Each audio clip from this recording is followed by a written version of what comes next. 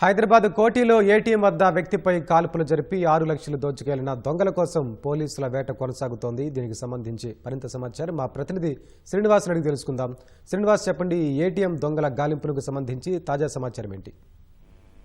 ATM కేంద్రంలో డబ్బులు deposit చేయడానికి వచ్చిన వస్త్ర వ్యాపారి రిన్షాద్ పై దోపిడీ దొంగలు కాల్పులు జరిపి ఆయన నుంచి 6 లక్షల రూపాయలు దోచుకుపోయారు. ఈ వ్యవహారంలో పోలీసులు లోతుగా దర్యాప్తు చేస్తున్నారు. ఇందుకు సంబంధించి 5 ప్రత్యేక బృందాలను ఏర్పాటు చేశారు.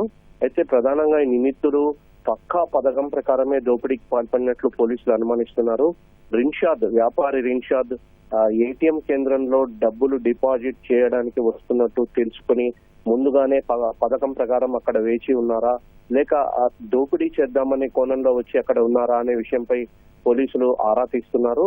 అయితే ఈ దోపిడీ చేసిన తర్వాత దుండగులు తాము తెచ్చుకున్న ద్విచక్ర వాహనంపై కాచిగూడ రైల్వే స్టేషన్ వైపు పరారయ్యారు. అక్కడ ద్విచక్ర వాహనం వదిలేసి రోడ్డుపైనే దుస్తులు మార్చుకుని దుండగులు పరారయ్యారు. అయితే వీరు రైల్లో వెళ్లినట్లుగా పోలీసులు అనుమానిస్తున్నారు. ప్రధానంగా పలు ప్రాంతాల్లో, అంటే నగరంతో పాటు పరిసర ప్రాంతాల్లో, చుట్టుపక్కల జిల్లాల్లో కూడా పోలీసులు గాలింపు చేశారు. ప్రస్తుతం నిందితుల కోసం అయితే వేట కొనసాగుతుంది. 5 ప్రత్యేక బృందాలు గాలిస్తున్నాయి. అయితే వ్యాపారి రిన్షాద్ డబ్బులు డిపాజిట్ చేసే విషయం నిందితులకి ముందుగానే ఎలా తెలిసింది, ఒకవేళ తెలిసి ఉంటే ఎలా తెలిసిందనే కోణంలో కూడా పోలీసులు విచారణ జరుపుతున్నారు. పథకం ప్రకారమే దుండగులు ఈ కాల్పులు జరిపినట్లుగా పోలీసులు అయితే అనుమానిస్తున్నారు. అన్ని కోణాల్లో ప్రస్తుతం పోలీసులు దర్యాప్తు చేస్తున్నారు. ప్రధానంగా నిందితుడు 2 రౌండ్లు రిన్షాద్ పై కాల్పులు జరిపారు.